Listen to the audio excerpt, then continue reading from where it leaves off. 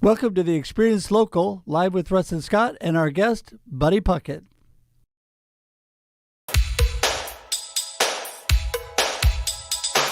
Hello, and welcome to the Experience Local with Russ and Scott. Each week, they bring you conversations with local Christian businesses and business owners. Join in every Monday live at 9 a.m. Pacific on LinkedIn, YouTube, and Facebook. The Experience Local is brought to you each week by wonderful sponsors. Guild Mortgage. Contact Buddy Puckett at 503-851-8031. NMLS number 270057. Independent Merchant Brokers. Low-cost and no-cost debit and credit card processing. 877-460-4747. IndependentMerchantBrokers.com. Tim Rist at Discover Oregon Real Estate. On the web at DORLLC. Find your people, find your home. Adams Rib Smokehouse, 1210 State Street, Salem, Oregon. 503-362-2194. AdamsRibSmokehouse.com. Bosun Hub Digital Development encourages you to join in supporting the Alzheimer Association's Walk to End Alzheimer's, alz.org. And now, your hosts for the Experience Local, Russ and Scott. All right, Scott, welcome to the Experience Local. How are you doing today, my friend? Hey, this is fun because we get to be at the rec today recording with Buddy. We're here in the studio. It's a very different experience than what we normally do through StreamYard, where we're in multiple locations. It's true. I mean, this is a lot of fun because it is something new. And, we just want to give this a try today because we love Buddy, number one. But second of all, it's fun to get out there and try things out of your comfort zone, right, Scott? Mm-hmm. Things that you don't normally do. And so on the Experience Local today, we're definitely local.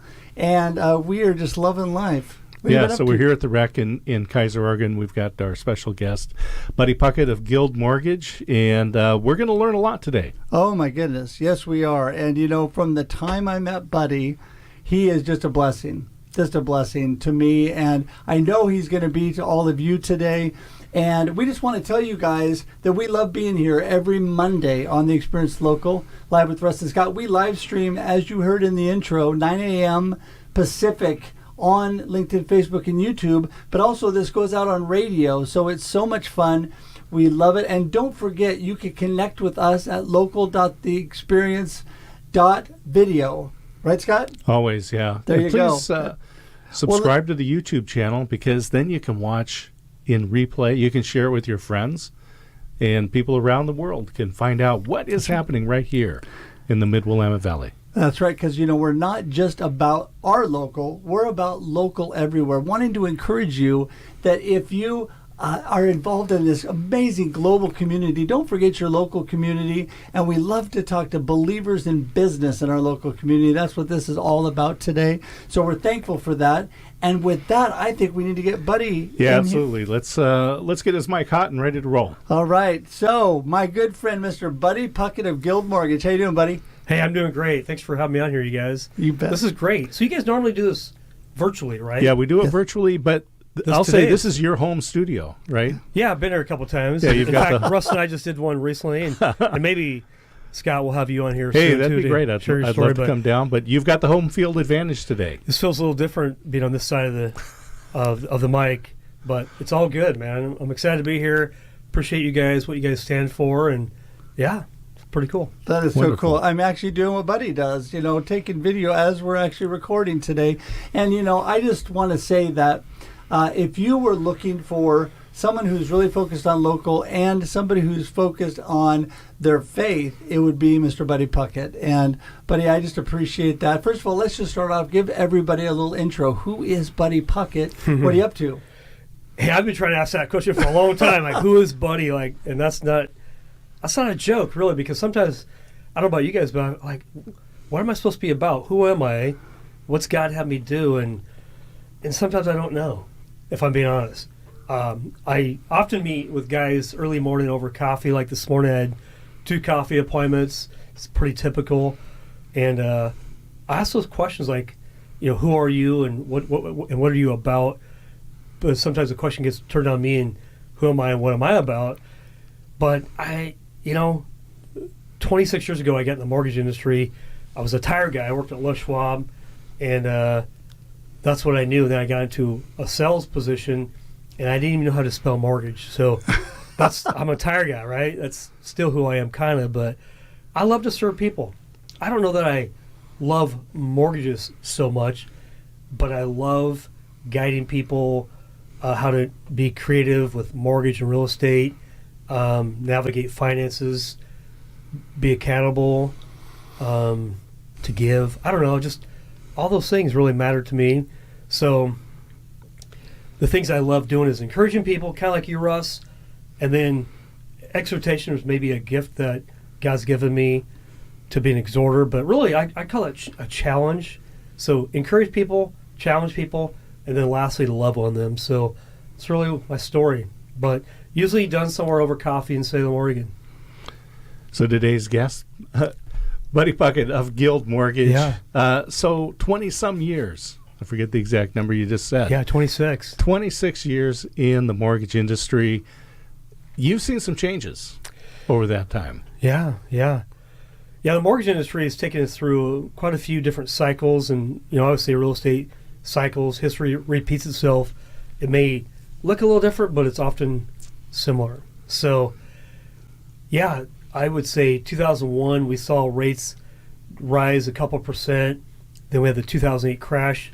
If you were in real estate or if you own real estate, you were affected. I know that I was personally, and those were really rough times. But God worked through those times, and my wife and I, we navigated and we learned a lot, and we made some adjustments, and then the last 2 years, COVID was, rates were, I'm speaking of interest rates because people love low rates, right? Nobody likes a high rate. Rates were in the 2s or the 3s, and then within about a year, rates went to 5.5% and then 8.5%. So you go from maybe a low of 2.5% to 8.5%. That's 6% difference in rate. And so our economy has slowed down, and it's been tough, if I'm being honest. If you're in the real estate market, if you're in the mortgage industry, you are feeling some pain. But, we as believers, we're called to persevere. So, if it's your calling, you're going to keep going. If it's not your calling, it might be the exit point where you get off and you do something different. So I've often tried to quit the mortgage industry. 2008, 9, 10, 11, I quit. God's like, no, not yet. And then even a year or two ago when the rates were starting to go up, I'm like, man, should I be doing this? I quit. God's like, no, you're not. I don't know why. So whatever we do in life, I feel like sometimes you're called to do something. Now, oftentimes people don't go into their calling. They just default because of fear, false evidence appearing real, and they don't live the life that God's called them to. So, right. Me too. I've been challenged like, okay, Lord, where do you want me to be? And I still ask the question, where do you want me to be? Because I want to make sure I'm doing what He wants me to do. But apparently, in this season, I'm in the mortgage industry. I do some coaching. I do some mentoring. And I do some podcasting too, by the way, Russ. I don't know if you do that. I've heard about that. Yeah. I think I might have seen one of those. You might have seen one? Yeah. I might have, yeah. It might have been you. The guy looked really familiar to me. I just wanted to jump in there and say, what I love is, your real purpose in life, to serve the Lord and to do His will and to really be focused on encouraging and mentoring and helping people. And so you are using the vehicle that God's given you, and that's a good thing. I mean, just because maybe mortgage industry is not your number one passion doesn't mean that you don't enjoy that because you're able to reach out to so many people and influence so many people. I know that you're also involved in mentoring. You're part of Valor Mentoring, right? Yeah, you want to talk correct. a little bit about that? Yeah. No, I appreciate that. Okay, so 26 years ago, I'm in the mortgage business. I was told to go to a chamber event, and I'm more introverted than I am extroverted. I'm not like Russ, And so nobody is like Russ. Nobody's like Russ. Okay, that's like nobody's like Russ. That's like a hashtag. I'm taking that clip all by itself. There you go. Nobody's like Russ. Okay, yeah. It's true. So I go to this event, this chamber event on a Friday morning because that's when they typically are. I meet a guy, Sven Anderson. He works for New York Life. If you've been around Salem, you probably know Sven. Sven's amazing. Well, Sven becomes one of my really close friends, and for 26 years, we're still meeting. We're still involved in ministry. But God was working through that. And then probably 5 to 7 years later, I meet a guy named Tim Davis. Well, Tim already knows Sven. I know Sven. So Sven's kind of like he's like the anchor between me and Tim. And we started meeting, 2005, 2006, over coffee somewhere in Salem. And God's like, and then over time we would bring a guy, like, hey, I'm bringing a guy. So pretty soon, like, hey, let's do a Bible study. But God's doing work in our lives. And then, so fast forward, 8-10 years ago, we're supposed to start a ministry. We don't know what it is. And we start brainstorming with a bunch of guys. And, some guys have come and some guys have gone. And there are seasons in our life. And we started a nonprofit called Valor Mentoring. And so really what we do is we mentor men. In fact, my first podcast I ever did was with Tim Davis. If you want to hear more of the story, listen to that story. But really it's the challenge in America is that fatherlessness is rampant. I don't know the stats on this. Tim knows them really well, and he talks about them in the podcast. But like 70 to 80% of the kids who have no father in the home don't graduate, end up in prison or something like that, drugs. So Tim was a young man who, unfortunately his dad disappeared, went away for, 30 or 40 years, and there's a story in there. I think his mom was married, remarried 7 times or something like that. So it's his story. And so he shares what that looks like. Thankfully, God got a hold of his heart early on and changed his life. But how many men, young men, old men, they don't have that same walk with God. And were you pointing at us when you said old men? I'm just checking. I don't know. Maybe it's the gray hair. I noticed you looked at me and you said old men. I mean, I am turning 60 years young, but okay. Now Scott, he still has his normal gray or black hair, and you and I have. He's a puppy. He's just a babe. Yeah. But mentoring men. It's really. I was called to the ministry 26 years ago. I don't know why. And the quick story, I'll make it really quick. I knew a guy. I found out he was having an affair. And quite honestly, anybody can have an affair, unfortunately. But it really bothered me. And so I was praying. It was about 3 o'clock in the afternoon. I was praying for the situation. I was really upset. And guess what? This guy called me, wanting to meet. And back then you could answer your phone in your car, right? It was a big phone 25 years ago. I'm like, hey, so-and-so. I'm like, we're chatting. And he goes, hey, can we get together? I'm like, absolutely. We literally met the next morning, and we met at 7 a.m. So I learned with guys, you got to meet early in the morning. That's why I still meet with guys early in the morning. 6, I don't care, 5 a.m. Russ, if you want to meet at 5, I'll meet you at 5. I'm all good with that. You're good? He's already been up for a couple hours, so it's fine. So I met this guy at 7 a.m. at a restaurant downtown Salem, IHOP, specifically, International House of Pancakes, and we're chatting, small talk. I'm like, Lord, I want him to talk about it. And he finally goes, he paused. I'm having an affair. I go, I know. He's like, wait, how do you know? I go, everybody knows. I guess the story is your sin will find you out, right? Your sin will find you. So if you don't want to get caught, don't do it. And that's really what's held me accountable is like, we're all able to sin and do something really stupid. And so that's been the passion of my life is to be accountable. I'm accountable too. And so I show up for guys, not just for them, but for me as well. And so my wife sees me almost every morning, leave the house early to go meet with the guys somewhere. So, honey, I hope you appreciate me doing that. But it holds me accountable, too, to live in a life that's really honoring to God, honoring to my wife, respectable, above board, accountable. Yeah. So that's the thing is choosing to live a life that makes a difference. And today's guest on the Experience Local is Buddy Puckett, Guild Mortgage. We're having a great conversation about accountability, and that's one of the things that is missing in so many men's lives is we have acquaintances, but we don't have those deep friends, those people who will call you out when you need it. And we need that. We need that. And isolation is a killer. It'll kill your marriage. It'll kill your business. It'll kill your relationship with your children. You need that outside input. So this mentoring that you're involved in, absolutely critical. So let's talk about children. How do you integrate with your business, your family, your faith, with children? Okay.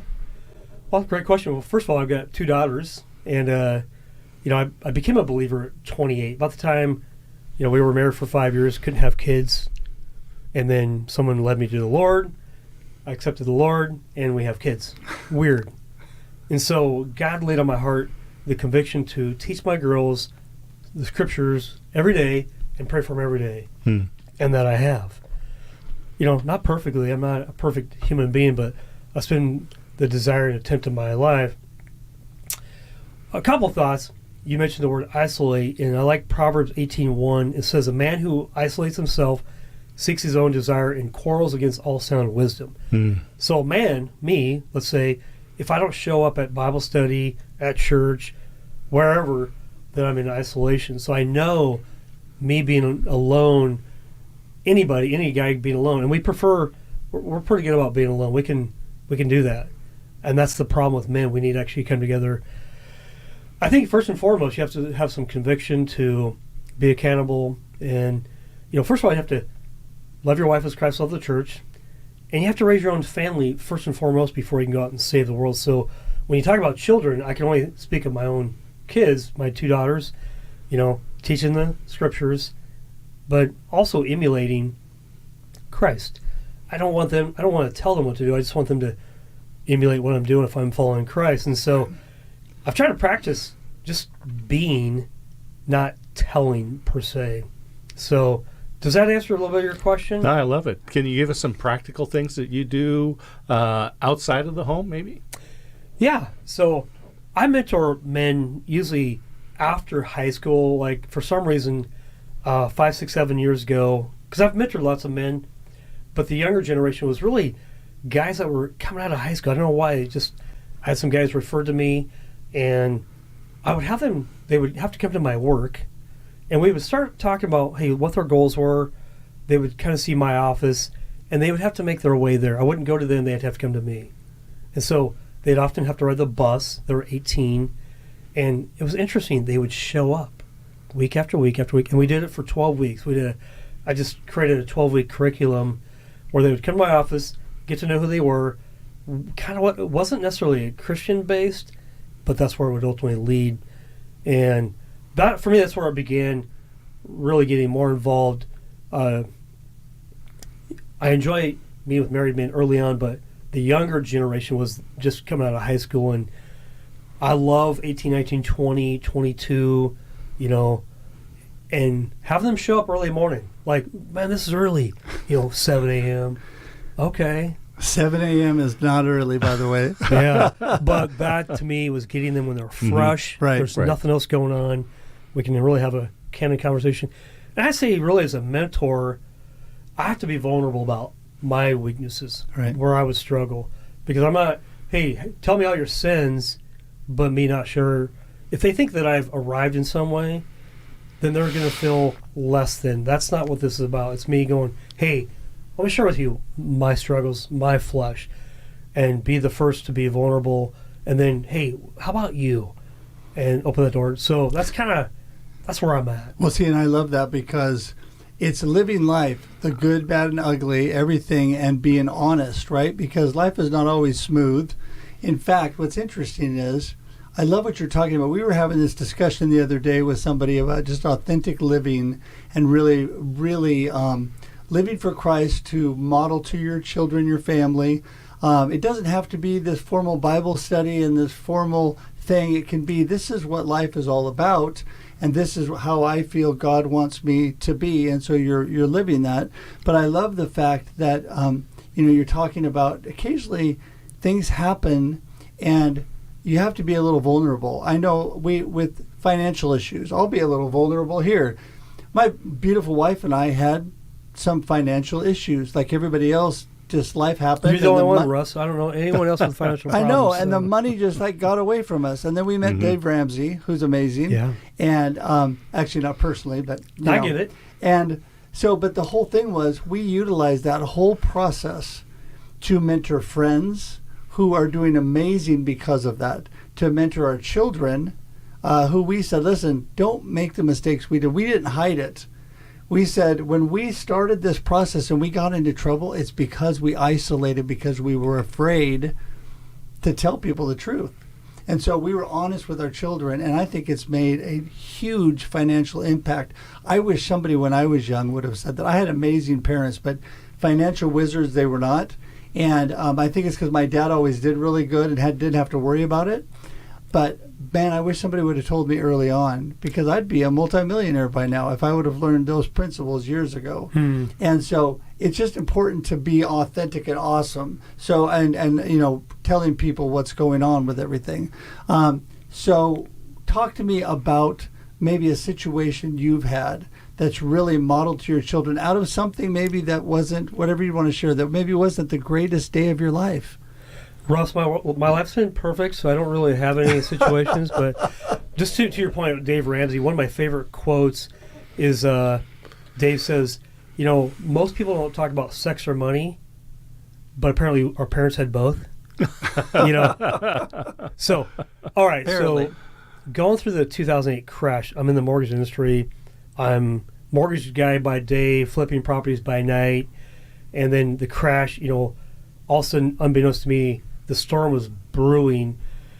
And so I would say my parents never talked about money. I didn't know if they had money. We just never talked about it. And so I didn't learn money. Now I'm in my late 30s, early 40s. I'm in the mortgage industry, but that doesn't mean you know about money, how the cycles of money go.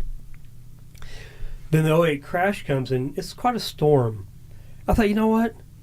God's going to teach me something through this. And I always tell my daughters, I love pain because that's the only time you learn. And so we went through this journey, and I brought our girls in through the journey. And so they live differently than we live. I taught them the goods and the bads, the do's and the don'ts. And by the way, we're not perfect yet. But one of the things I actually did was when my girls were 10 and 12, they're now 25 and 27, is I came home from a seminar one time, and there's a book called Rich God, Poor God. Not Rich Dad, Poor Dad, but Rich God, Poor God.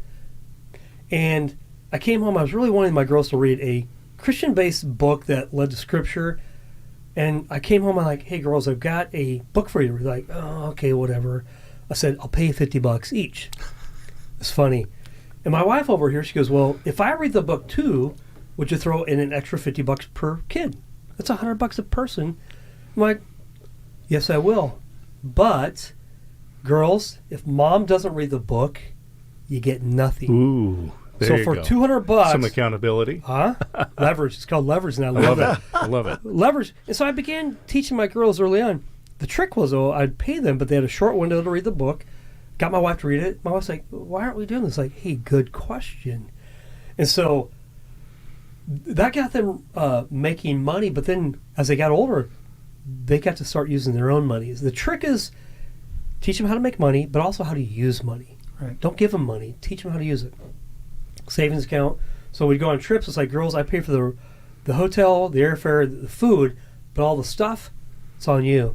And I noticed that their brains are starting to work. Well, that was around Christmas, Thanksgiving, Christmas time. Girls have another book for you to read. And eventually some Dave Ramsey books, because I think Dave Ramsey teaches some basic principles of no debt, how to pay off debt. And my girls, honestly, they have no debt, no college debt, no student loan debt, no credit card debt, and they work, and they've learned how to manage money way better than I did. So that's the lesson. What I didn't know, I got to teach my girls through a really painful process.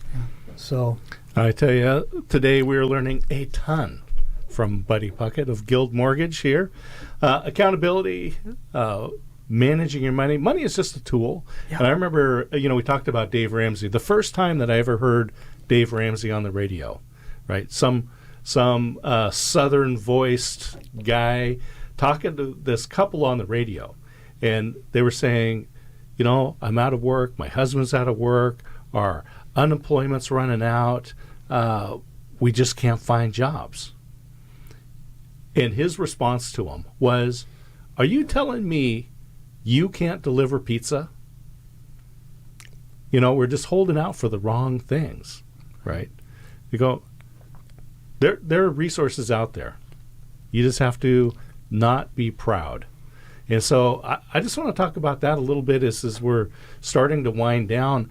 Let's talk about your attitude. What does it mean to have an attitude in these relationships with accountability, relationships with the resources that we have, whether it's money or other things?